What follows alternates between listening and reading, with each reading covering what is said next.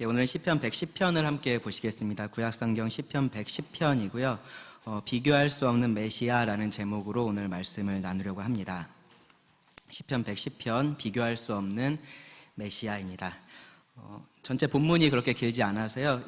말씀을 함께 먼저 읽고 말씀을 시작하겠습니다. 110편 1절입니다.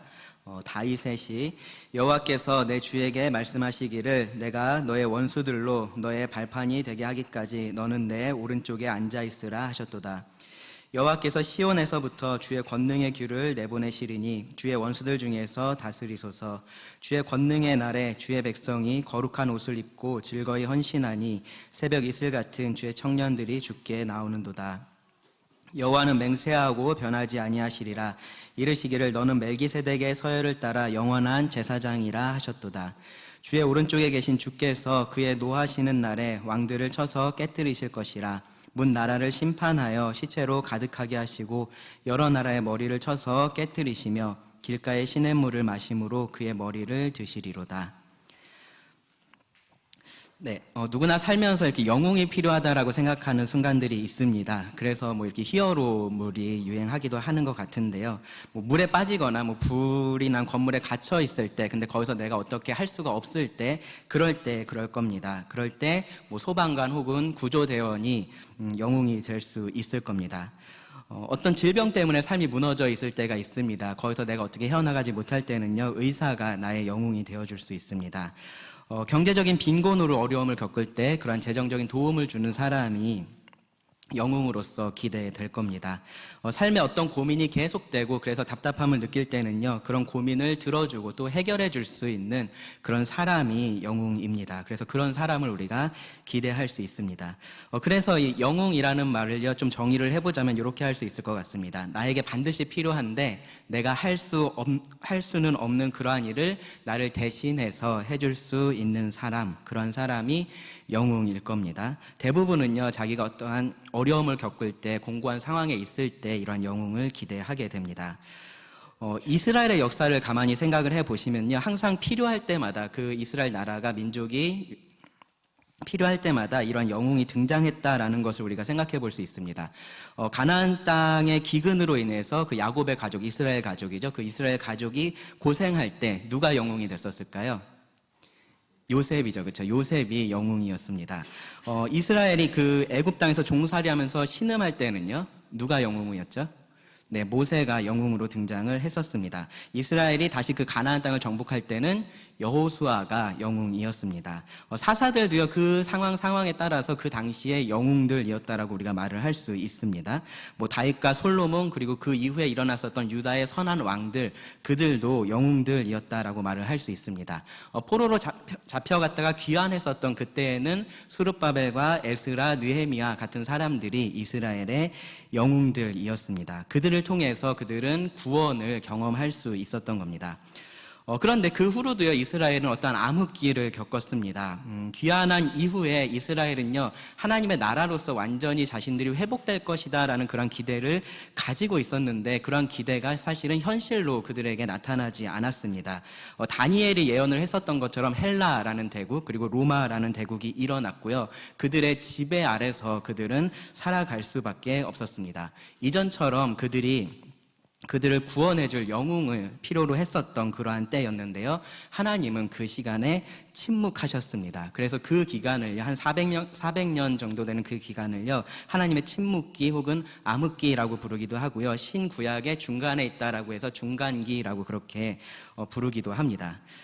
그 시기에 하나님께서 약속하셨던 그러한 메시아에 대한 기대가 이스라엘 안에서는 자연스럽게 그렇게 커져 갔습니다. 그들은요, 다윗의 자손으로 올 그 왕이 이 이방 나라들을 굴복시키고 이스라엘을, 자신들을 다시 하나님의 나라로서 이 세상 가운데 굳건하게 세울 것을 그렇게 기대를 했었습니다. 예수님께서 이 땅에 오셨을 때도 마찬가지였습니다. 그들은 메시아에 대해서 알고 있었습니다. 하나님의 약속에 대해서 그들은 잘 알고 있었고요, 그래서 그러한 메시아를 기다리고 있었다라는 것을 우리가 볼 수 있습니다. 그래서 요한이 공적으로 사역을 시작하면서 사람들한테 드러나니까 요한이 혹시 메시아가 아닐까라는 생각을 그들이 했었고요, 그리고 예수님에 대해서도 그들은 똑같은 생각을 가지고 있었습니다. 요한은 뭐라 그랬죠? 사람들이 그가 메시아가 아닌가, 그리스도가 아닌가 그렇게 생각할 때 요한은 뭐라 그랬죠? 자기는 아니다라고 아주 분명하게 얘기를 했습니다. 나는 절대로 메시아가 아니다라고 말을 했습니다.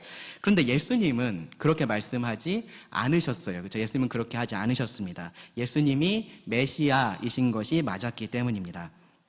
그런데 예수님은요, 내가 메시아야 라고 그렇게 직접적으로 입으로 그렇게 말씀을 하지는 않으셨고요. 항상 권위 있는 말씀, 그리고 놀라운 이적들을 통해서 자신이 메시아다라는 사실을 사람들에게 보여주셨습니다.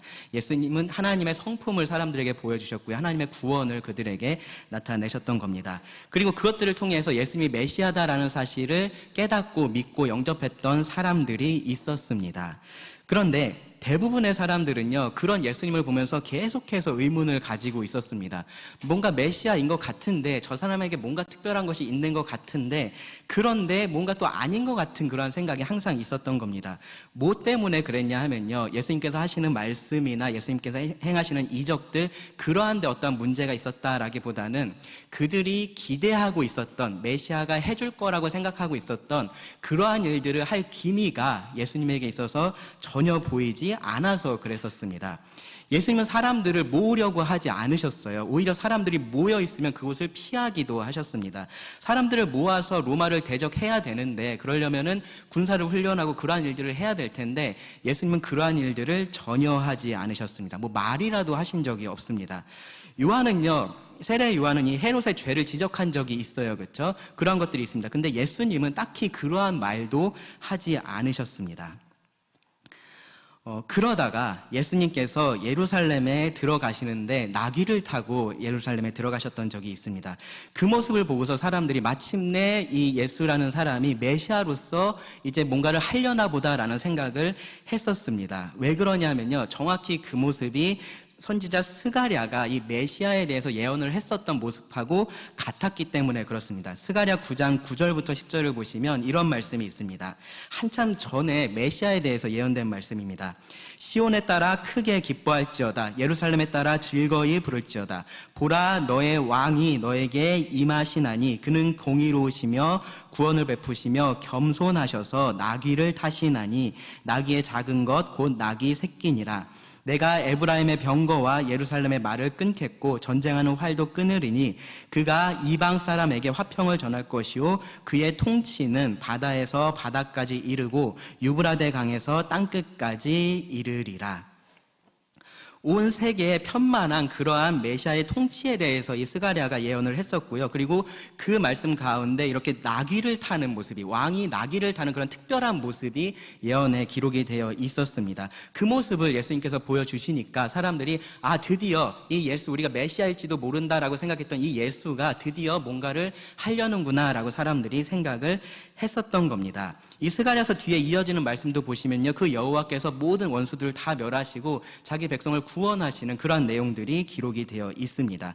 이 말씀이 이제 성취가 된다라고 사람들이 생각을 했었던 겁니다. 그래서 그들은 왕을 맞이하듯이 자기 겉옷을 길바닥에 폈고요, 나뭇가지를 길바닥에 폈습니다. 그러면서 소리 지르면서 예수님을 환영을 했습니다. 마가복음 11장 9절 10절을 보시면 이렇게 환영을 했습니다. 앞에서 가고 뒤에서 따르는 자들이 소리 지르되 호산나 찬송하리로다. 주의 이름으로 오시는 이여 찬송하리로다. 오는 우리 조상 다윗의 나라여 가장 높은 곳에서 호산나 하더라. 호산나가 무슨 뜻인지 아시죠? 우리를 구원하소서입니다. 구원하소서. 이 메시아가 임한다라고 그들은 생각을 했었던 겁니다. 그래서 이렇게 예수님을 맞이했었던 겁니다. 정말로 예수님을 환영을 했습니다. 예수님은 예루살렘에 들어가면서 이렇게 환대를 받으셨던 적이 없었어요. 그런데 그러한 환대를 받고 예루살렘에 들어가셨습니다. 근데 그곳에서 어떻게 되셨죠? 십자가에 못 박혀서 돌아가시게 됩니다. 유대인들에게는요, 신성 모독이라는 이유가 있었고요, 로마인들에게는요, 황제 반역이라는 이유가 있었습니다. 그 이유를 가지고 예수님을 십자가에 사람들이 처형했습니다. 이 예수님은 성경이 예언한 메시아가 아니라고 결국은 유대인들이 결론을 내렸었던 겁니다. 그런데 그렇지가 않았습니다. 이 예수님께서 그 유대인들의 지도자들에 의해서 신문을 당하실 때, 그 공회에서 신문을 당하실 때요, 대제사장이 이렇게 물어봐요. 네가 하나님의 아들 그리스도인지 메시아인지 우리에게 말하라. 그렇게 물어봅니다. 그때 예수님이 이렇게 답하셨어요. 예수께서 이르시되 네가 말하였느니라. 무슨 의미예요? 네가 이미 말했다라는 겁니다. 내가 그리스도라고 네가 이미 말하지 않았냐입니다. 그러나 내가 너희에게 이르노니 이후에 인자가 권능의 우편에 앉아 있는 것과 하늘 구름을 타고 오는 것을 너희가 보리라 하시니. 이 말씀에서요, 예수님은 시편 110편 1절의 말씀, 그리고 다니엘 7장 13절의 말씀을 인용을 하면서 말씀을 하셨습니다. 그 메시아에 대한 그 예언의 말씀을 자신이 성취할 것이라고 말씀을 하신 겁니다. 하나님의 아들 그리스도 메시아라고 분명하게 선언을 하셨습니다. 그런데 유대인들은 그 예수님을 메시아로 인정하지 않았던 겁니다. 받아들이지를 않았던 겁니다. 왜 그랬냐 하면요, 그들이 기대했던 영웅이 아니었기 때문에 그렇습니다. 그들이 원했었던 모습, 그들이 기다리고 있었던 그러한 메시아와 예수님이 달랐기 때문에 그렇습니다. 예수님은 그들에게 정말로 필요했었던 그러한 메시아였는데요, 그들이 원하고 있었던 메시아는 아니었었던 겁니다. 사실은요, 유대인들은요, 자신들의 진짜 필요를 모르고 있었다라고 우리가 말을 해야 됩니다. 그들은 진짜 필요를 잘못 알고 있었습니다. 그들에게 필요했던 영웅은요, 이전에 그들을 그렇게 구원했었던 그러한 사람 영웅들이 아니었습니다. 이 땅에서의 괴로움에서 그들을 구해줄 영웅, 또 다른 그러한 영웅이 필요한 것이 아니었습니다. 그들의 몸과 그들의 영혼까지 구원할 수 있는 궁극적인 영웅이 그들에게 필요했습니다. 그런데 그렇게 하려면은 과정이 필요했어요. 하나님께서 약속하신 이 이스라엘의, 그리고 온 인류의 이 궁극적인 영웅은요, 말씀하셨던 것처럼 하늘 구름을 타고 오시기 전에 나귀 새끼를 타셔야 됐던 겁니다. 권능의 우편에 앉으시기 전에 십자가에 달리셔야 됐던 겁니다. 이전의 영웅들은요, 이 궁극적인 영웅이 메시아의 그림자이었을 뿐입니다. 이전에 그 영웅들도 영웅으로 불릴 수는 있었습니다. 하지만 그들은 메시아가 될 수는 없었습니다. 메시아는 누구와도 같지 않은 그러한 영웅이기 때문입니다. 누구와도 견줄 수 없고 비교할 수 없는 그러한 영웅이기 때문에 그렇습니다. 예수님이 바로 그렇게 비교할 수 없는 메시아로 이 땅에 오셨습니다. 그리고 그 메시아의 모습이 오늘 우리가 살펴볼 이 시편 110편에 기록이 되어 있습니다. 시편 110편은요, 신약에서 가장 많이 인용된 말씀입니다. 즉 간접적으로 25번 이상 이 시편 110편의 말씀이 신약에서 인용이 됐습니다. 특별히 예수님께서 이렇게 직접 인용해서 말씀을 하기도 하셨고요. 베드로도 유명한 오순절 설교에서 이 말씀을 인용을 했습니다. 그 두 경우 모두, 이 예수님과 베드로 모두 이 말씀을 통해서 예수님이 그리스도이신 것, 메시아이신 것을 증언을 했습니다.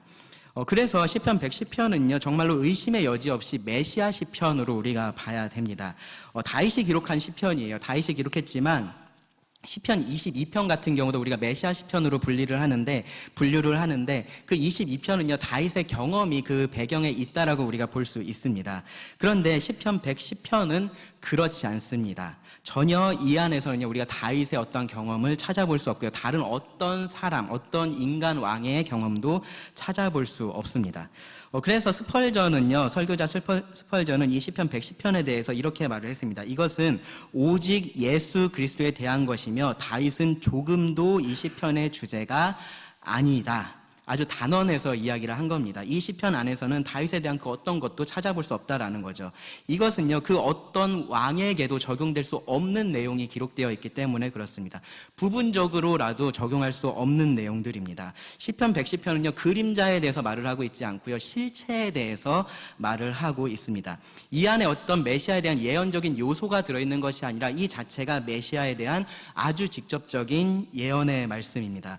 비교할 수 없는, 그 어떤 인간 영웅과도 비교할 수 없는 그 메시아에 대한 예언이 시편 110편에 기록이 되어 있습니다.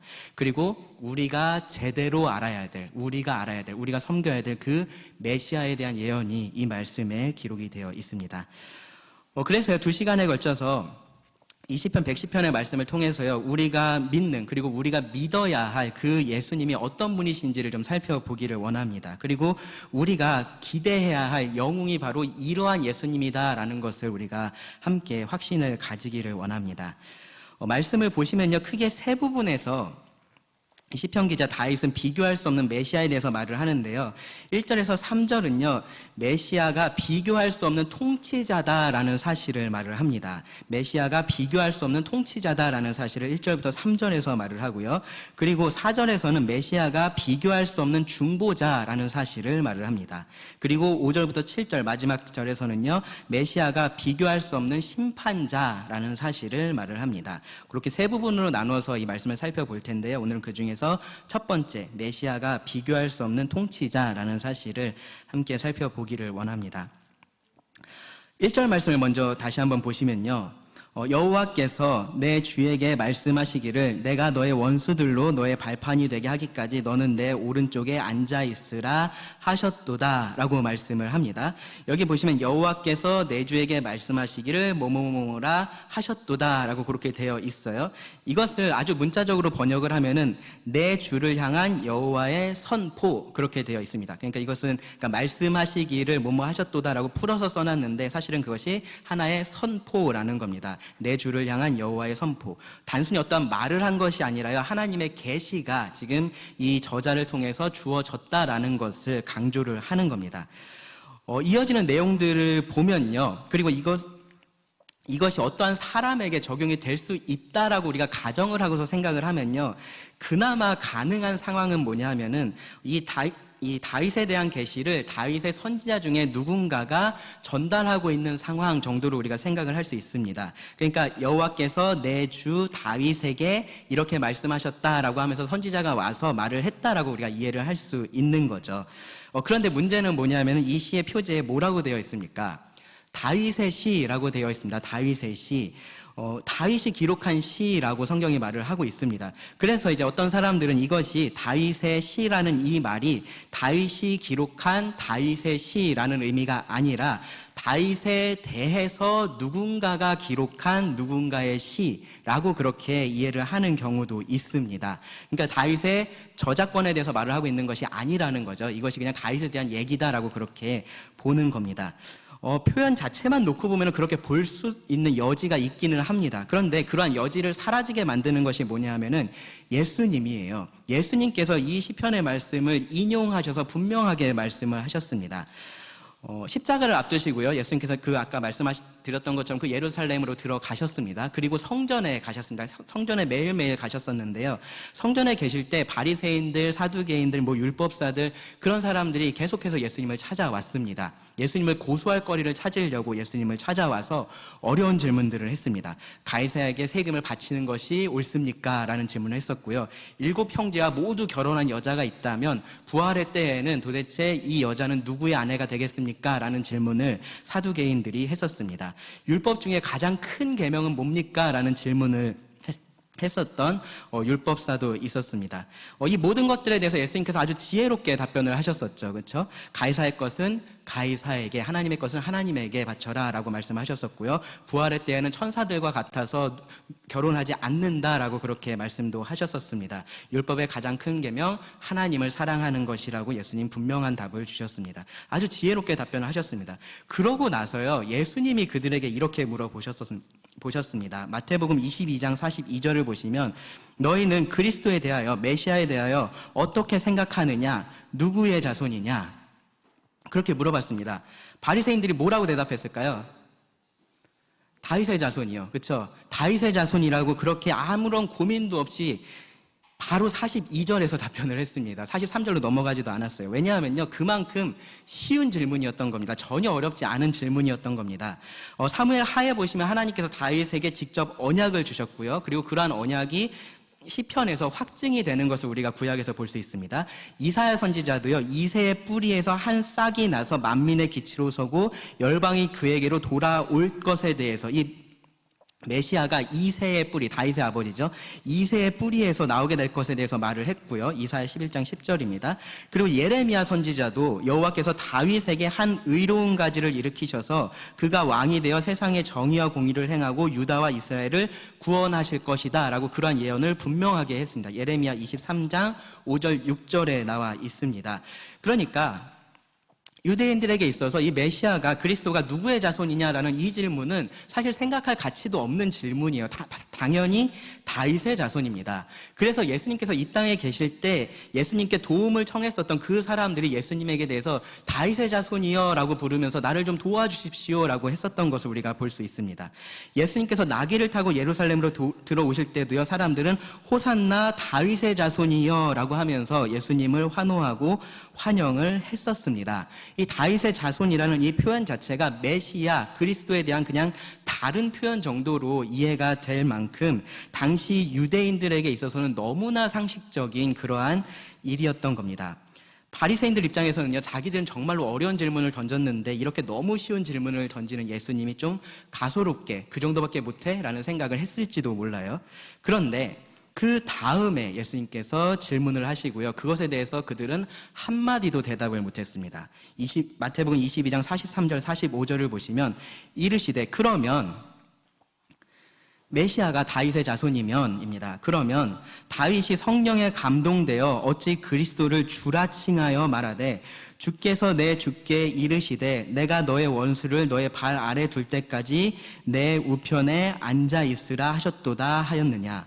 다윗이 그리스도를 주라 칭하였은즉 어찌 그의 자손이 되겠느냐 하시니.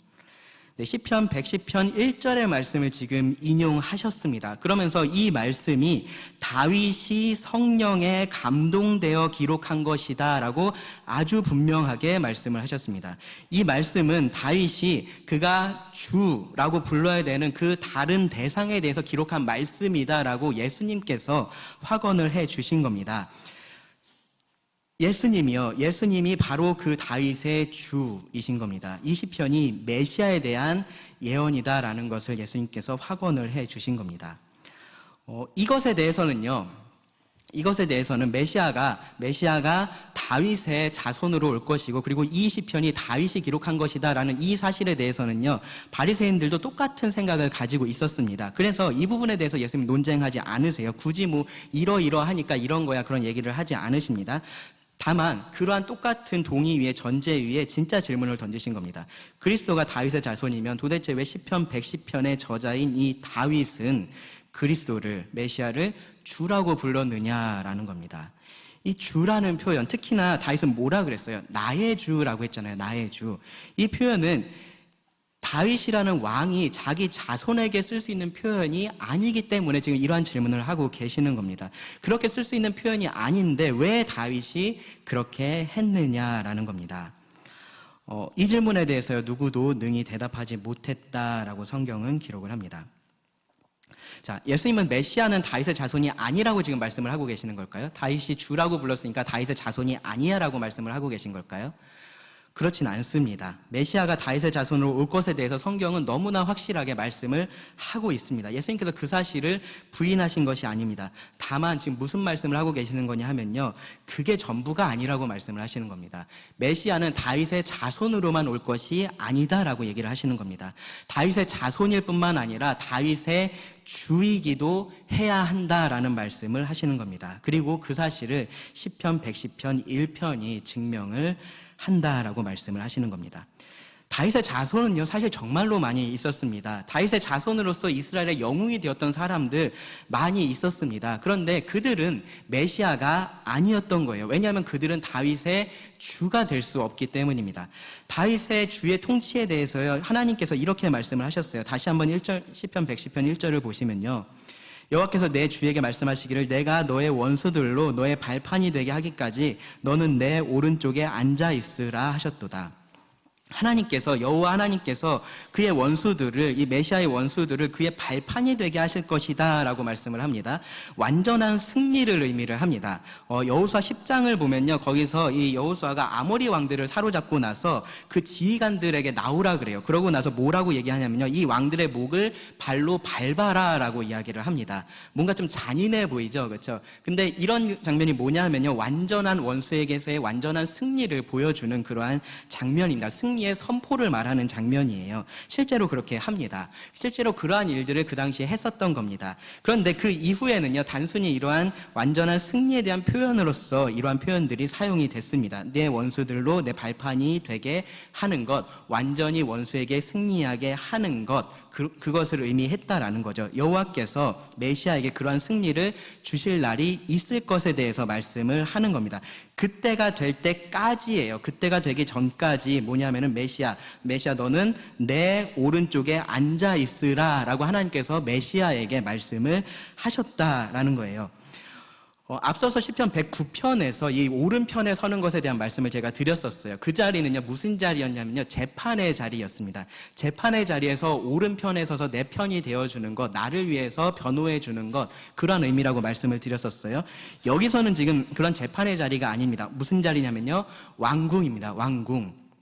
다스리는 자리입니다. 오른쪽에 앉는 그런 똑같은 이미지가 사용되고 있는데요, 의미는 약간 다릅니다. 뭐냐면은 통치의 의미가 여기에 있습니다. 지금 여기서 말씀하고 계신 분은요, 여호와 하나님이세요. 여호와 하나님의 그 옆자리, 오른쪽 자리를 말을 하고 있는 겁니다. 온 우주를 통치하는 그 왕입니다. 그 오른쪽에 앉으라라는 것은요, 그 다스리는 자리, 그 보좌의 오른쪽에 앉으라라는 의미이고요. 그것은요, 단순히 존중의 의미를 넘어서요, 하나님의 위엄과 하나님의 권위, 그리고 하나님의 통치를 함께 하는 것을 의미를 합니다. 그러니까요, 지금 이 시편 110편에서 말하고 있는 다윗의 주, 누가 됐든지 이 사람은요, 궁극적인 통치자, 왕이 될 것에 대해서 지금 말을 하고 있다라는 겁니다. 사람이 세우는 왕이 아닙니다. 무슨 왕이냐면요, 하나님께서 세우시는 왕입니다. 하나님께서 하늘을 세우시는 왕이 될 겁니다. 성령님은요, 이런 왕에 대해서 지금 다윗에게 말씀을 해 주셨고요. 그리고 그것을 기록하게 하신 겁니다. 다윗이 이 말씀을 쓰면서 무슨 생각을 했을까요? 아, 내가 이런 왕이겠구나, 그런 생각했을까요? 그렇게 절대로 생각할 수 없는 표현입니다. 자기는 이런 사람이 될 수가 없다라는 거 알았을 겁니다. 다윗은요, 하나님께서 이스라엘에 세운 그러한 왕일 뿐이었습니다. 자기 자손 중에서 이러한 왕들이 일어나겠구나, 세워질 수 있겠구나, 그러한 것을 머릿속으로는 생각을 했을지 모르지만 그것이 도대체 이해가 되지 않았을 겁니다. 어떻게 사람이 그 하나님, 그 크신 하나님의 보좌 오른편에 앉아서 하나님의 위엄과 통치를 함께 할 수 있을까? 감히 상상할 수 없는 그러한 장면을 지금 말씀하고 있기 때문에 그렇습니다. 그러니까 그런 존재에 대해서 다윗은요, 나의 주라고 표현할 수밖에 없는 겁니다. 자신보다 더 높은 존재여야지만 그러한 자리에 있을 수 있을 것이다 라고 생각을 할 수밖에 없기 때문에 그렇습니다. 다윗뿐만 아니라요, 그 누구도 이런 메시아, 이런 사람을 이해할 수는 없습니다. 스스로 자기를 높여서 내가 메시아야, 내가 영웅이야, 그렇게 말을 할 수 있고 그렇게 주장할 수는 있지만 하나님께서 높이셔서 이 하나님의 보좌 우편에 앉는 사람이 있을 것이다 라는 것은 상상할 수 없는 일입니다. 실제로도 그래요. 하나님께서 어떠한 한 사람, 다윗의 자손 중에 한 사람을 그런 메시아로 만든다라는 것 가능하지 않은 일입니다. 그래서 지금 여기서 말하고 있는 메시아는요, 다윗에게 나의 주라고 불리기에 합당한 그러한 존재여야 합니다. 다윗의 자손이어야 하면서 동시에 다윗의 자손 이상이어야 하는 존재라는 겁니다. 이 어려운 수수께끼 같은 말, 이것을 하나님은 어떻게 해결하셨냐면요, 예수님의 성육신과 동정녀 탄생을 통해서 해결하셨습니다. 사람이 사람 이상의 어떤 존재가 되는 게 아니라요, 하나님께서 사람이 되시는 것이 하나님의 해법이었던 겁니다. 다윗의 자손이 다윗의 주가 되는 게 아니라 다윗의 주가 다윗의 자손으로 오는 것, 그것이 하나님께서 마련하신 해법이었습니다. 성육신에 대해서 여러분 생각하실 때요, 이게 무슨 어떤 왕이 백성들 잘 사는지 보려고 무슨 허름한 옷 같은 거 입고 시장 돌아다니는 것, 그런 걸로 여러분 생각하시면 안 됩니다. 예수님은요, 실제로 사람이 되셨습니다. 그냥 사람처럼 살다가, 사람처럼 보이게 그렇게 살다가 조금 불리하면 능력 좀 사용하고 막 그렇게 하셨던 게 아니에요. 정말로 사람으로 사셨습니다. 빌립보서 2장 6절 7절을 보시면, 그는 근본 하나님의 본체시나 하나님과 동등됨을 취할 것으로 여기지 아니하시고 오히려 자기를 비어 종의 형체를 가지사 사람들과 같이 되셨다라고 말을 합니다. 자기를 비우셨습니다. 예수님께서 그렇게 자기를 비우셨고요. 사람의 몸을 입고 사람이 되셨습니다. 하나님이 되시기를 멈췄다라는 의미가 아니에요. 다만 하나님과 동등됨을 취할 것으로 여기지 않고 사람이 되신 겁니다. 온전한 하나님이시지만 온전한 사람이셨습니다. 다윗의 주이시면서 다윗의 자손이 되신 겁니다. 그리고 동정녀 탄생이 이러한 성육신의 방법이었습니다. 누군가에게는요, 이런 예수님의 동정녀 탄생에 대한 이야기도요, 뭐 위대한 왕의 탄생 설화 그러한 것처럼 들릴 수 있습니다. 뭐 사람이 알에서 태어나고 막 그런 얘기들 있잖아요. 그런 것처럼 뭔가 특별한 그러한 탄생이 있었다라고 꾸며낸 것처럼 그렇게 들릴 수도 있습니다.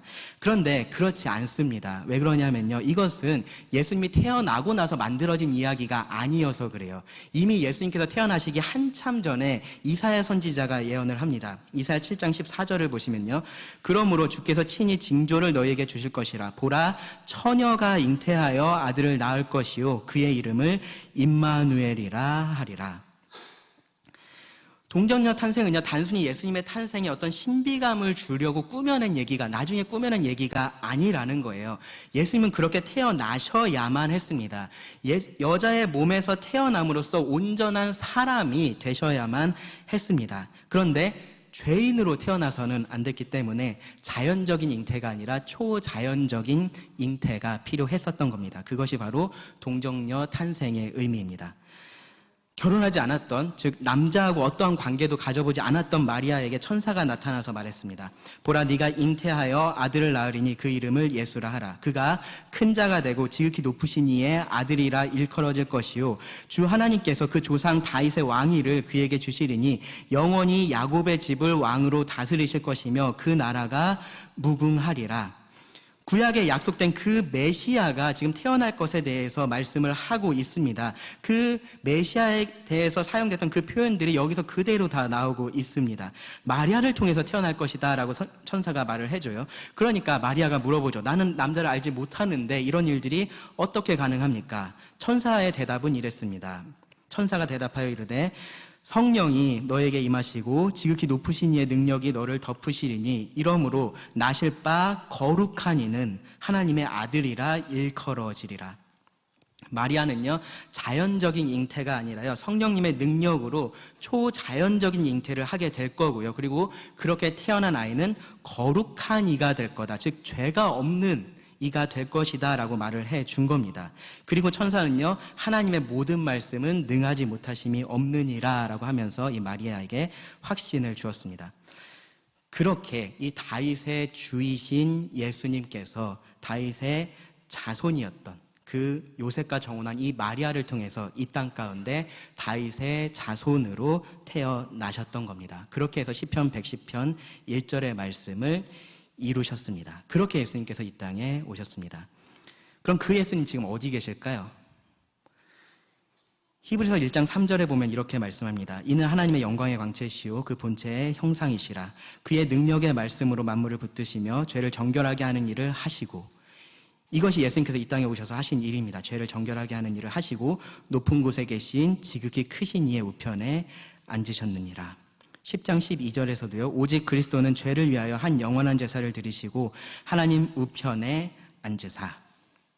예수님이 하나님의 우편에 앉아 계십니다. 시편 110편 1절에서 말했었던 것처럼 이 메시아가 하나님 우편에 앉아 계십니다. 그리고 하나님께서 그 모든 원수들에게서 완전하게 승리하게 하실 그 날을 기다리고 계십니다. 그 날에 대한 묘사가 여기 2절과 3절입니다. 시편 110편 2절과 3절입니다. 여호와께서 시온에서부터 주의 권능의 귤을 보내시리니 주는 원수들 중에서 다스리소서. 주의 권능의 날에 주의 백성이 거룩한 옷을 입고 즐거이 헌신하니 새벽 이슬 같은 주의 청년들이 주께 나오는도다. 제가 지금 아주 쉽게 이 본문 말씀을 읽었지만요, 이 두 구절은요, 이게 원문이 뭔지 그리고 그 의미가 뭔지를 이해하기 가장 어려운 말씀 중에 하나로 악명이 높은 그러한 말씀입니다. 그래서 제가 이거를 하나하나 설명을 드리면요, 정말로 오랜 시간이 필요합니다. 확실한 것들만 좀 살펴보겠습니다. 1절에서요, 메시아는 하늘의 하나님 보좌 우편에 앉으셨다라고 그렇게 말씀을 합니다. 그리고 우리가 봤던 것처럼요, 예수님은 부활하시고 승천하신 이후에 그리고 하나님 우편에 앉아 계십니다. 그런데 여기 2절 말씀을 보시면요, 시온에서부터, 시온, 이 땅의 예루살렘입니다. 그 예루살렘에서 주의 권능의 규가 내보내질 것에 대해서 말씀을 합니다. 이 권능의 규라는 것은요, 통치자, 왕의 지팡이예요. 창세기 49장 10절을 보시면 규가, 이 왕의 지팡이입니다. 규가 유다를 떠나지 아니하며 통치자의 지팡이가 그 발 사이에서 떠나지 아니하기를 실로가 오시기까지 이르리니 그에게 모든 백성이 복종하리로다라고 말씀을 해요. 이 말씀의 성취가 지금 이루어지고 있는 겁니다.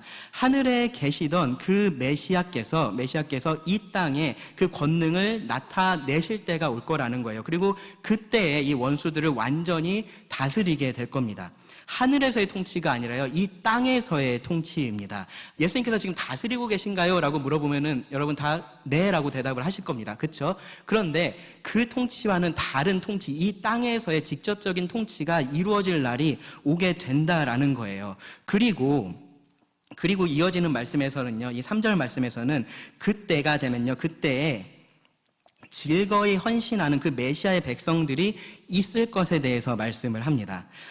계시록 말씀을 보면요, 계시록 말씀에서 이 교회들에게 쓴 편지의 내용 중에서 이런 내용이 있습니다. 계시록 2장 26절 27절을 보시면 이기는 자와 끝까지 내 일을 지키는 그에게는 만국을 다스리는 권세를 주리니 그가 철장을 가지고 그들을 다스려 질그릇 깨는 것과 같이 하리라. 나도 내 아버지께 받은 것이 그러하니라.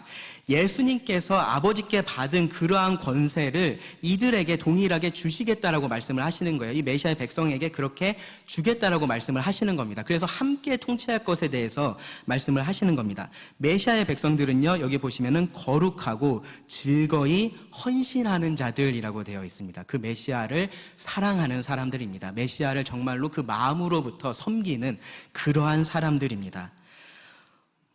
여기에 이제 익숙한 표현이 하나 있죠. 새벽 이슬 같은 주의 청년들. 이 표현 자체가 굉장히 시적으로 아름답잖아요. 그래서 청년들 얘기할 때 새벽 이슬 같은 청년들, 이제 그런 표현들을 많이 하는데요. 아마도요, 여러분들이 생각하시는 그런 의미는 아닐 겁니다. 그러니까 여기서 말하고 있는 새벽 이슬 같은 주의 청년들이라는 이 뜻이 이 청년들이 얼마나 순수한 열정을 가지고 주를 섬기는지 그러한 것에 대한 말씀은 아닐 거라는 겁니다. 두 가지 의미 중에 하나일 겁니다. 하나는 뭐냐면요, 이 메시아가 이러한 청년과 같은 활력을 가지고 있다라는 것을 의미할 수 있고요. 또 다른 하나는요, 바로 앞에 말씀해 보시면은 주의 권능의 날에 주의 백성이 거룩한 옷을 입고 즐거이 헌신한다라는 표현이 나오잖아요. 그것하고 평행한 의미로서 이 새벽 이슬 같은 주의 청년들이 의미를 하는 것으로 우리가 볼 수 있습니다. 즉 주의 백성과 유사한 의미로 단순히 그렇게 사용이 된 것이고, 그렇다면 새벽 이슬은 뭐냐? 그만큼 많다라는 것을 의미를 할 겁니다. 둘 다 문맥상 가능합니다. 그리고 전체 의미에서의 큰 차이를 만들지는 않습니다. 저는 개인적으로 두 번째 의미가 조금 더 맞다라고는 생각을 합니다. 중요한 거는요, 이 다윗의 주이신 메시아가 하늘에 그냥 계속 앉아만 있는 게 아니라 이 땅에 그 권능을 직접적으로 나타낼 때가 올 것이다라고 성경이 분명하게 말을 하고 있다라는 거예요. 그리고 그때가 되면 그 원수들은 정복될 거고요. 그리고 백성들은 함께 통치를 하게 될 겁니다. 원수들은 어쩔 수 없이 정복되게 될 거고요. 백성들은 즐거이 기꺼이 함께 통치하게 될 겁니다. 유대인들만 해당되는 얘기가 아니에요. 스가랴 14장 9절을 보면요, 여호와께서 천하의 왕이 되시리니 그날에는 여호와께서 홀로 한 분이실 것이요 그의 이름이 홀로 하나이실 것이라 라고 말씀을 합니다. 이 메시아의 통치가 단순히 이스라엘, 그 예루살렘 그 한 지역에만 국한되는 게 아니라는 거예요. 온 천하의 왕이 될 겁니다. 모든 사람들은요, 그래서 둘 중에 하나에 속하게 됩니다. 이 비교할 수 없는 위대한 왕의 편에 서든지요, 아니면은 그의 원수의 편에 서든지 그 둘 중에 하나입니다. 나 그런 거 상관없고 그런 거 모르겠고 그냥 나 하고 싶은 대로 살 거야. 그러한 생각하고 싶을 거예요. 내가 왜 그런 선택을 굳이 해야 돼? 있는지 없는지도 모르겠는 그러한 메시아, 내가 왜 그 편에 서든지 말든지 해야 돼? 그렇게 따지고 싶을 수도 있습니다. 그런데 여러분, 상관하셔야 됩니다. 나 하고 싶은 대로 사는 게 메시아의 원수의 편에 서는 것이기 때문에 그렇습니다. 누구 맘대로 그렇게 하느냐라고 따질 수 없습니다. 그분이 홀로 하나이신 비교할 수 없는 온 우주의 통치자가 되실 것이기 때문에 그렇습니다. 다윗의 자손이 돼서 이 땅에 오셨던 예수님은요, 진정한 다윗의 주로서 다시 이 땅에 오실 겁니다. 그것을 우리가 예수님의 재림이라고 부릅니다. 그리고 우리가 그날을 지금 기다리면서 살아가고 있습니다. 그 날에 대해서요, 예수님은요, 조금 다른 측면에서 이렇게 말씀을 하셨습니다. 말씀을 한번 찾아보겠습니다. 마태복음, 신약성경 마태복음 25장을 보겠습니다. 신약 44페이지, 45페이지 정도에 있습니다. 마태복음 25장 31절에 있는 말씀부터 보겠습니다. 여기서 예수님은요, 바로 이 날에 대해서 말씀을 하십니다. 권능의 날에 대해서 말씀을 하십니다. 예수님께서 다시 이 땅에 오실 그날에 대해서 말씀을 하십니다. 그날에 어떠한 일을 하실 것인지에 대해서 말씀을 하고 계십니다. 찾으셨으면 제가 읽겠습니다. 31절을 보시면, 인자가 자기 영광으로 모든 천사와 함께 올 때에 자기 영광의 보좌에 앉으리니, 이 영광의 보좌에 앉는다라는 말이 바로 이 땅에서 그 다윗의 보좌에 앉는 것, 이 땅에서 다스리는 것을 의미를 합니다. 그렇게 앉게 될 겁니다. 모든 민족을 그 앞에 모으고 각각 구분하기를, 모든 민족이 그 앞에 모이게 될 겁니다. 모든 사람들이 모이게 될 겁니다. 목자가 양과 염소를 구분하는 것 같이 하여 양은 그 오른편에, 염소는 왼편에 두리라. 그때 34절입니다. 그때 임금이 그 오른편에 있는 자들에게 이르되, 내 아버지께 복받을 자들이여, 나와 창세로부터 너희를 위하여 예비된 나라를 상속받으라. 내가 줄일 때에 너희가 먹을 것을 주었고, 목마를 때에 마시게 하였고, 나그네 되었을 때에 영접하였고, 헐 벗었을 때에 옷을 입혔고, 병들었을 때에 돌보았고, 옥에 갇혔을 때에 와서 보았느니라. 이에 의인들이 대답하여 이르되, 주여, 우리가 어느 때에 주께서 줄이신 것을 보고 음식을 대접하였으며 목마르신 것을 보고 마시게 하였나이까? 어느 때에 나그네 되신 것을 보고 영접하였으며 헐벗으신 것을 보고 옷 입혔나이까? 어느 때에 병드신 것이나 옥에 갇히신 것을 보고 가서 배웠나이까? 하리니, 임금이 대답하여 이르시되, 내가 진실로 너희에게 이르노니 너희가 여기 내 형제 중 지극히 작은 자 하나에게 한 것이 곧 내게 한 것이니라 하시고, 또 왼편에 있는 자들에게 이르시되, 저주를 받은 자들아, 나를 떠나 마귀와 그 사자들을 위하여 예비된 영원한 불로 들어가라. 내가 줄일 때에 너희가 먹을 것을 주지 아니하였고, 목마를 때에 마시게 하지 아니하였고, 나그네 되었을 때에 영접하지 아니하였고, 헐 벗었을 때에 옷 입히지 아니하였고, 병들었을 때에 옥에 갇혔을 때에 돌보지 아니하였느니라 하시니, 그들도 대답하여 이르되, 주여, 우리가 어느 때에 주께서 줄이신 것이나 목마르신 것이나 나그네 되신 것이나 헐벗으신 것이나 병드신 것이나 옥에 갇히신 것을 보고 공양하지 아니하더이까? 이에 임금이 대답하여 이르시되, 내가 진실로 너희에게 이르노니 이 지극히 작은 자 하나에게 하지 아니한 것이 곧 내게 하지 아니한 것이니라 하시리니, 그들은 영벌에 의인들은 영생에 들어가리라 하시니라. 해마다 크리스마스가 되면요, 사람들은 이 예수님께서 전하셨던 그 사랑과 평화의 메시지를 이야기를 합니다. 아기 예수가 전한 사랑과 평화의 메시지를 이야기를 합니다. 그러면서 우리가 대통합을 이루어야 된다, 그런 이야기들을 해요. 그런데 방금 읽었던 이 말씀을 보시기 바랍니다. 우리가 지금까지 살펴봤었던 시편의 말씀을 여러분 생각해 보시기 바랍니다. 그렇지 않습니다. 예수님은요, 이 땅에 검을 주러 오셨다라고 말씀을 하십니다. 내가 세상에 화평을 주러 온 줄로 생각하지 말라. 화평이 아니요 검을 주러 왔노라. 대통합이 아니라요, 대분열을 예수님은 가져오실 겁니다. 끝까지 메시아이신 예수님을 영접하지 않고 거절해서 이 악의 세력에 서는 자들은요, 주의 권능의 날을 그들은 두려움으로 맞이하게 될 겁니다. 비교할 수 없는 통치자, 인류 역사상 있지 않았던 그 비교할 수 없는 이 통치자이신 예수님께서 그들에게 비교할 수 없는 그러한 심판을 내리실 겁니다. 반대로요, 그 메시아를 내 삶의 메시아로 영접한 자들은요, 비교할 수 없는 구원을 경험하게 될 겁니다. 우리가 시편 109편의 말씀, 108편의 말씀, 107편의 말씀들을 통해서요, 부르짖는 것들을 그 안에서 봤습니다. 고난 가운데서 그들이 어떻게 부르짖었는지를 봤습니다. 그 모든 것들이 이날에 응답될 겁니다. 109편뿐만 아니라요, 모든 성도들의 애통과 슬픔이 응답될 겁니다. 그들의 모든 수고가 보상받게 될 겁니다. 그들의 눈물이 씻어질 거고요, 상처가 치유될 겁니다. 비교할 수 없는 왕이신 예수님은요, 우리가 경험해보지 못했었던 그 긍휼과 공의를 우리들에게 보여주실 것이기 때문에 그렇습니다. 그런데 놀랍게도요, 정말로 많은 사람들이 이런 예수님을 원하지 않아요. 예수님 당시의 사람들이 그랬었던 것처럼 오늘날의 사람들도 그들이 원하는 영웅이 따로 있습니다. 그들이 원하고 있는 영웅이 따로 있습니다. 예수님에게서도요, 그들이 원하는 것만 그냥 얻을 수 있으면 예수님도 영웅이라고 할 겁니다. 예수님 받아들이는데 아무런 문제가 없을 겁니다. 그런데 그들에게 정말로 필요한 영웅이 따로 있습니다.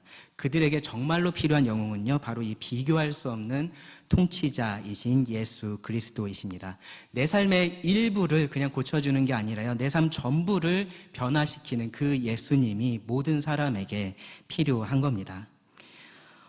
다윗의 자손으로 오셨던 예수님에 대한 말씀이 어떤 동화나 설화 같은 이야기가 아니라 모든 예언의 성취였던 것처럼요, 다윗의 주로 오실 이 예수님에 대한 말씀도요, 단순히 그냥 겁을 줘서 정신 차리게 살라고 그렇게 꾸며낸 이야기가 아니에요. 옛날 어른들이 밖에 나가면 호랑이 있어도 울면 뭐가 와서 잡아가, 그렇게 얘기하는 것처럼 그렇게 이야기하고 있는 것이 아니다라는 거예요. 성경의 예언들은요, 그대로 다 이루어졌습니다. 이 땅에 오셨던 그 예수님을 통해서 그대로 다 이루어졌습니다. 그리고 그 오실 예수님을 통해서 또다시 그대로 다 이루어질 겁니다. 비교할 수 없는 통치자이신 메시아가 우리에게 있습니다. 누구도 그분의 통치 밖에서 살아가지 않습니다. 하나님께서 모든 이름 위에 뛰어난 이름을 그분에게 주셨고요, 그리고 모든 무릎을 그 이름 앞에 꿇게 하실 겁니다. 내가 원하는 영웅을 기다리면서 이 비교할 수 없는 메시아를 다시 십자가에 못 박아서 죽은 것처럼 그렇게 대할 것인지, 아니면 메시아가 내게 필요한 영웅이다라는 것을 인정하고 그것을 받아들일 것인지, 그 선택이 우리들에게 있는 겁니다. 거룩한 옷을 입고 즐거이 그분에게 헌신할 것인지, 아니면 그분의 발판이 돼서 복종하게 될 것인지, 그 선택이 지금 우리에게 주어져 있는 겁니다. 여러분 지금 어느 편에 서 계십니까? 어느 편에 여러분 서기를 원하십니까? 베드로는요, 시편 110편 1절을 인용해서 말씀을 한 이후에요, 이렇게 말했습니다. 너희가 십자가에 못 박은 이 예수를 하나님이 주와 그리스도가 되게 하셨느니라. 여러분, 이 말씀이 오늘 말씀의 적용입니다. 하나님께서 주와 그리스도가 되게 하신 이 예수님을 여러분 다시 십자가에 못 박지 마시고요, 여러분의 주와 그리스도가 되게 하시기 바랍니다. 그리고 그런 예수님을 즐거이 따르면서 헌신하는 그러한 그분의 백성이 되시기를 바랍니다. 비교할 수 없는 통치자이신 이 예수님께서 통치하시는 그러한 삶을 여러분 경험하시고요, 그리고 그분께 영광 돌리실 수 있기를 바랍니다. 기도하고 말씀 마치겠습니다. 하나님, 우리에게 예수님을 주셔서 참 감사합니다. 우리 삶에 진정한 영웅을 보내주셔서 감사합니다. 우리가 어리석어서 그런 예수님을 바로 보지 못할 때 하나님께서 우리에게 빛을 비춰주시고 우리 눈을 열어서 보게 하여 주셨습니다. 하나님, 아직 이 자리에 그런 하나님의 은혜를 경험하지 못한 분이 계시다면, 아직 그런 예수님을 삶의 통치자로 영접하지 못한 분이 계시다면 하나님 긍휼히 여기시고 은혜를 베풀어 주시기를 구합니다. 그 눈을 열어서 이 비교할 수 없는 아름다우신 위대하신 메시아를 바라볼 수 있게 하여 주시기를 구합니다. 하나님, 이미 믿은 우리들에게도 같은 은혜가 필요함을 다시 한번 기억합니다. 이 세상 속에서 우리의 눈이 어두워집니다. 우리가 계속해서 어리석음에 빠집니다. 내 삶의 통치자가 없는 것처럼 그렇게 살아갑니다. 하나님, 우리에게 하나님의 은혜가 필요합니다. 우리가 그 은혜로 예수 그리스도를 삶의 주인으로 모시고 살아갈 수 있게 해 주시기를 구합니다. 들은 말씀을 주님께 의지하며 예수님 이름으로 기도드립니다.